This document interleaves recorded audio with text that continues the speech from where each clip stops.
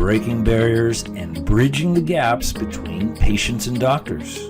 Welcome to Brainstorming with the Docs and your co-hosts, Dr. Glenn Harrison and Dr. Kolby Condos. All right, everyone, welcome back to this week's episode of Brainstorming with the Docs. I'm Dr. Kolby Condos, my co-host, as always, Dr. Glenn Harrison. How's it going, buddy? Doing well. Looks like you had a rough day off, did you? I did, yeah. Should see the other guy. Yeah. Thankfully, or maybe unfortunately, I don't know which one. I mean, we'll let you decide which you prefer.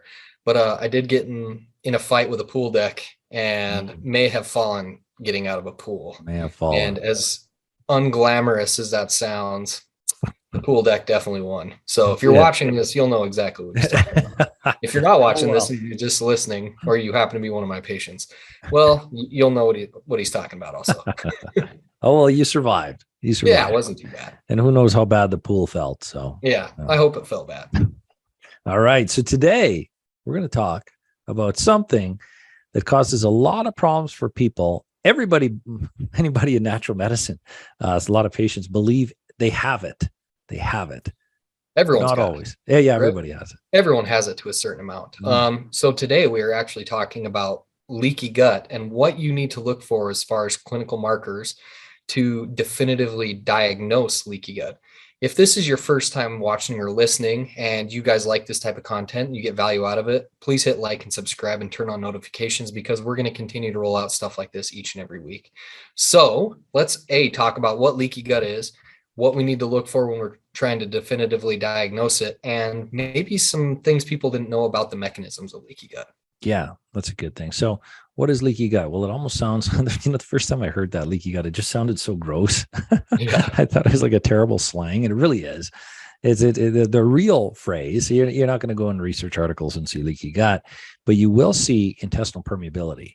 Yes. So it's a real thing.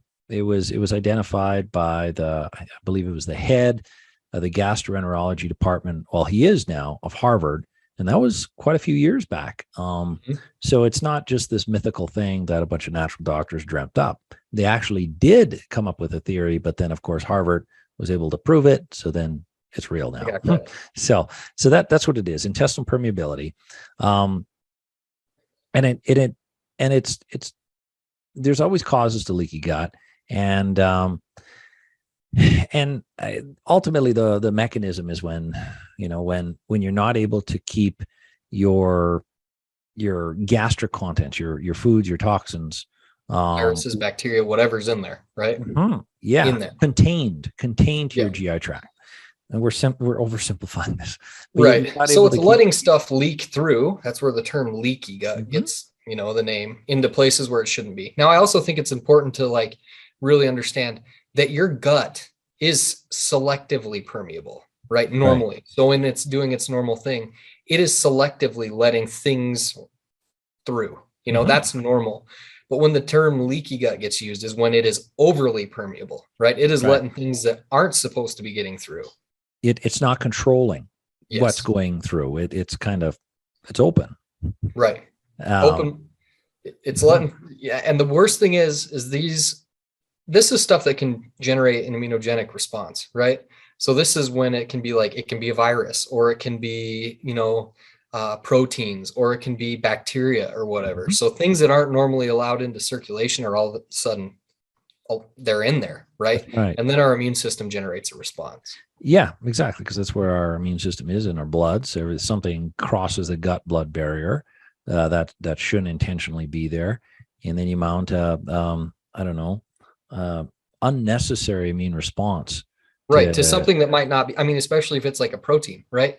That protein, it might not be a pathogen, so it's not going to make you sick. But if it is seen as a foreign body, right? A foreign substance, then your immune system's like, this is not supposed to be in here. We got to get rid of it. And this is the important thing with leaky gut too, is that it's become so synonymous with autoimmune disease and stuff like that. And that is the big reason why, right? Is because when we look at generating an immune response, right? I have a leaky gut, so my immune system's triggered to these foreign particulate or particles or proteins or whatever it is.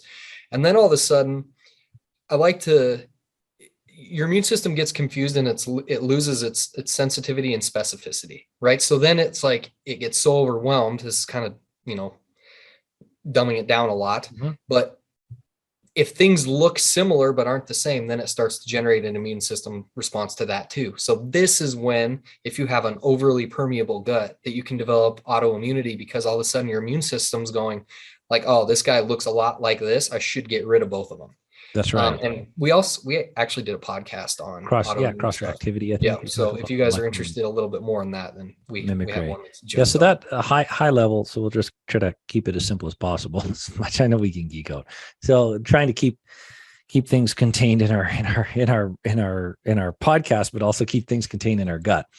So once these things come into our bloodstream, we're going to mount an immune response. That immune response will turn on autoimmunities, as you said, self-tissue immune activation, so turning on autoimmunities to ourself, and aggravate any existing inflammatory condition or immune condition and any existing autoimmunities. If you have rheumatoid arthritis and then you have episodes of leaky gut, you're going to light up your rheumatoid arthritis tenfold, or any other autoimmunities you have in your body. So I guess that's kind of it in a nutshell, what leaky gut is and the mechanism. Holes in your intestine. Not quite holes, but basically that's what it is. Really? Yeah. Sorry, I'll let you go. So when we're looking at signs and symptoms of this, because you're like, oh, maybe I think I might have this. And these are not a comprehensive list. These are just the ones that we see really commonly, right? Right.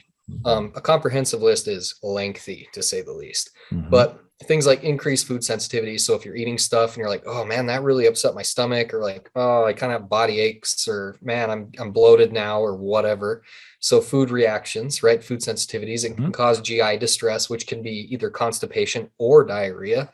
And they can alternate. Doesn't have to be one or the other, right? Right. Like we talked about, the autoimmunity can be really fatigued, just have this general feeling of malaise, or, not feeling great. Can move into malabsorption. Can cause a lot of what I see, which is like cognitive issues and brain fog, which would be like another thing. And then it can even manifest as like musculoskeletal complaints. So joint tenderness, joint pain, whatever, whole body aches. Yeah. It's a major source of inflammation, immune irritation, if it is. And it's like, it doesn't matter what you have going on in the body. It's just going to amplify. It's just going to make it worse. Yeah.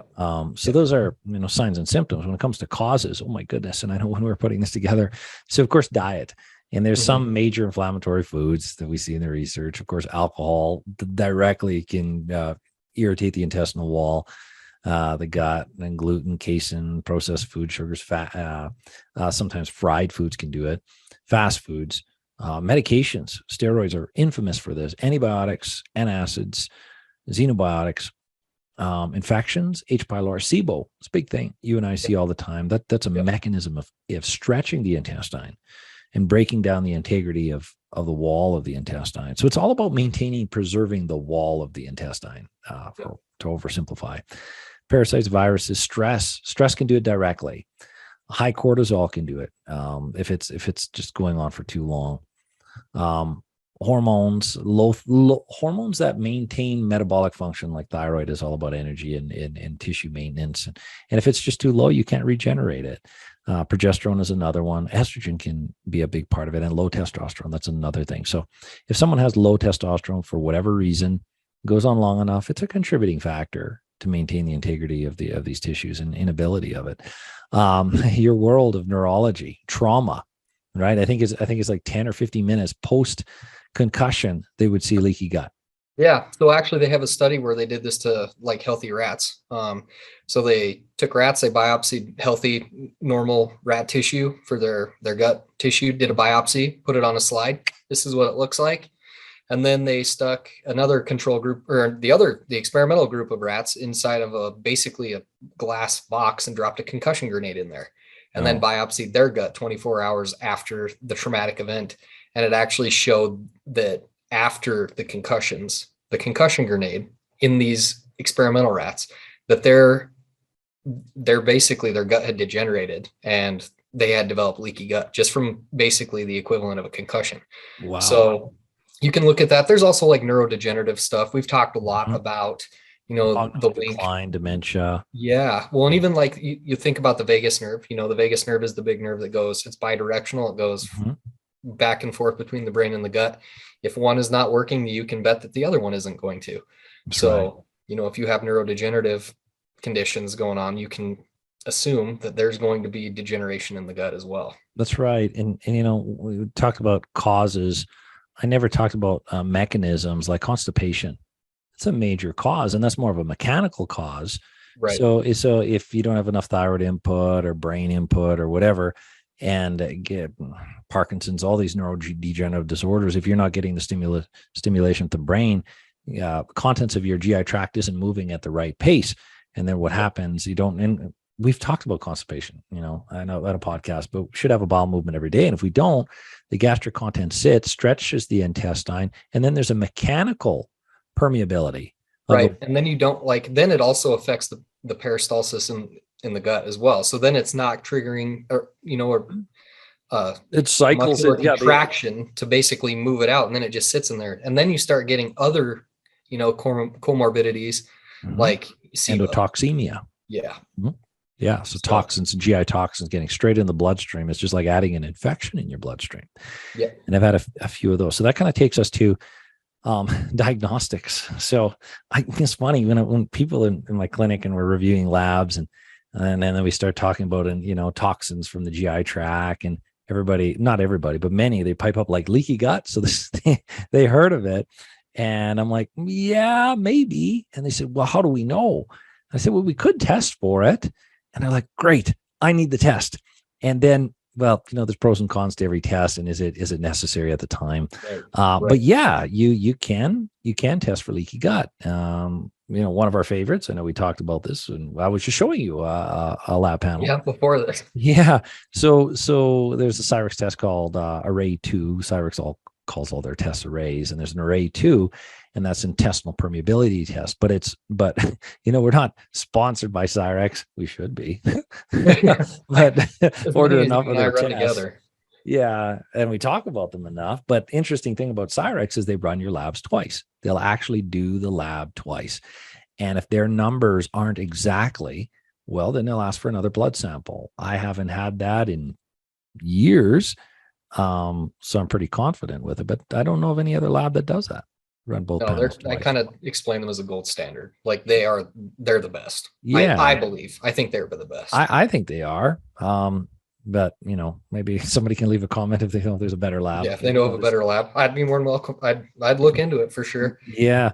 So the interesting thing about the Cyrex Array 2 test or the leaky gut test is not only determining is there leaky gut, but it actually determines what kind of leaky gut, and is there a toxin that crossed from the gut to the bloodstream. So Two types of leaky gut. We were just talking about this before this podcast. There you can have a break. So your intestinal wall is made of different cells. Just whatever, and between the cells there's a junctions. There's like joining spots called tight junctions. And you can have a break between the cells through the tight junctions, or you can have a break right through the middle of the cells. So one's called transcellular, one's called paracellular. Paracellular means around the cell through the tight junctions, and then transcellular is right across the cell. Yeah, going right through the cell. Transcellular is a little more severe than the paracellular, but it'll actually tell you which one, so you can kind of understand the severity of the leaky gut, the mechanism of it. Is it, and then above and beyond that, it also tests to see if you are reacting to lipopolysaccharides, which is an endotoxin found in your gastrointestinal tract. Now, not everybody has, that I'm aware of, has lipopolysaccharides circulating in their GI tract, but I think it's quite common. I don't know. What are your thoughts on lipopolysaccharides in the GI tract? Is it common? Yeah, I mean, they're not supposed to be in the bloodstream. I know that. They're not supposed to be in the bloodstream. So that's basically what I take it down to. They're not supposed to be there. How are we going to keep them from getting there? And then leaky gut can allow this bacterial toxin, this endotoxin, lipopolysaccharides, cross the gut-blood barrier, get into the bloodstream, and you mount amazing immune response. And for people that, in a way that I like to think about this, is lipopolysaccharides aren't like, oh, it's just kind of a little thing.